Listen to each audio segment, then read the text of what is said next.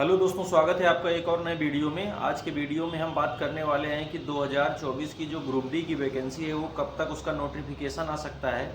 तो अभी तक आपने देखा है कि जब रेलवे ने एग्ज़ाम कैलेंडर जारी किया था तो उस एग्ज़ाम कैलेंडर में जितनी भी वैकेंसीज थी उनको टाइम से एकदम से उनका नोटिफिकेशन निकला हो, चाहे वो एएलपी की वैकेंसी हो, चाहे वो फिर आरपीएफ हो, टेक्नीशियन हो या फिर एनटीपीसी हो।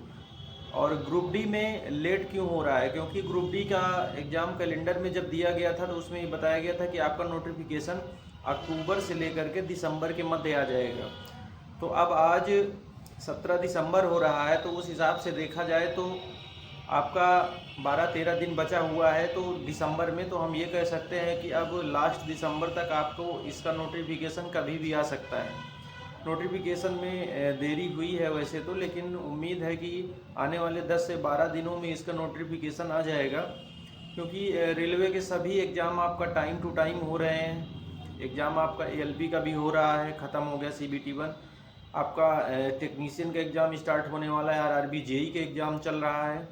तो इसलिए हम ये कह सकते हैं कि इसका जल्द से जल्द वैकेंसी आने वाली है और आपका दिसंबर के लास्ट वीक तक ये वैकेंसी आपको देखने को मिलेगा, इसका नोटिफिकेशन। और सबसे बड़ा विद्यार्थियों के मन में डाउट ये है कि इस बार जब ग्रुप डी की वैकेंसी आएगी तो उसमें उसकी क्वालिफ़िकेशन क्या रहेगी। तो देखिए, हम क्वालिफ़िकेशन के बारे में शार्ट में चर्चा करने वाले हैं।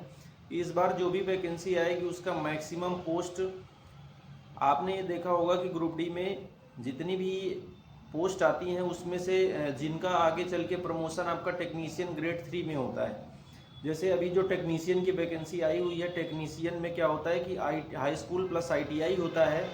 तो इसलिए जितनी पोस्ट टेक्नीशियन से होती हैं, यानी जिनका प्रमोशन टेक्नीशियन ग्रेड 3 में होता है, यानी जो टेक्निकल पोस्ट हैं उसमें इस बार आईटीआई रहने वाला है। और 10 से 15% या कह सकते हैं 10-20% के आसपास ही ऐसी पोस्ट रहने वाली हैं जिसमें से केवल 10th होगा, आईटीआई ज़रूरी नहीं होगा। तो इस बार बिल्कुल उम्मीद कर सकते हैं कि इस बार आईटीआई लागू होगा एग्ज़ाम में और मैक्सिमम सीटें रहेंगी और इस बार सिलेक्शन लेना आसान हो जाएगा। और अगर हम बात करें कि वैकेंसी कितनी आ सकती है, तो देखिए 70-80 हज़ार तो आना ही चाहिए वैकेंसी, है ना। ग्रुप डी में 70-80 हज़ार वैकेंसी आना चाहिए, क्योंकि 2019 के बाद कोई वैकेंसी नहीं आई है। लेकिन जब नोटिफिकेशन आएगा तभी सारी चीज़ें क्लियर हो पाएंगी कि कितनी वैकेंसी आएगी। अभी से इतना ज़्यादा उम्मीद करना ठीक नहीं है, क्योंकि आप देख लीजिए एनटीपीसी में भी वैकेंसी बहुत कम आई है। उसमें भी 2019 के बाद से कोई वैकेंसी नहीं आई थी, फिर भी एनटीपीसी में वैकेंसी कम आई है। तो हम ज़्यादा वैकेंसी के बारे में ये नहीं कह सकते कि कितनी वैकेंसी आएगी। और अगर दोस्तों हम बात करें कि इसका सिलेबस क्या रहता है, तो ग्रुप डी के लिए आपको मैथ्स अच्छे से तैयार कर लेनी चाहिए, रीजनिंग और साइंस आपको अच्छे से तैयार करनी चाहिए। और अगर करंट अफेयर्स की बात करें तो जितने भी अभी आपका एग्ज़ाम चल रहे हैं, चाहे तो एएलपी सीबीटी 1 का एग्ज़ाम हो या आपका आरआरबी जेई का एग्ज़ाम चल रहा है, इसमें 2024 जनवरी 2024 से लेकर के अब तक का करंट अफेयर्स ही पूछा जा रहा है। तो हमको अच्छे से करंट अफेयर्स भी तैयार करना चाहिए, क्योंकि जब नोटिफिकेशन आ जाएगा तो 3 से 4 महीने बाद एग्ज़ाम हो जाएगा आपको। तो अभी से तैयारी करते रहना चाहिए। ऐसा नहीं कि जब वैकेंसी आए तभी हम पढ़ना स्टार्ट करें, तो उस तरीके में हमारा सिलेक्शन नहीं होगा, हम उसके बहुत पास जाके रुक जाएंगे। क्योंकि रेलवे में एक एक नंबर का बहुत ज़्यादा इम्पोर्टेंस है।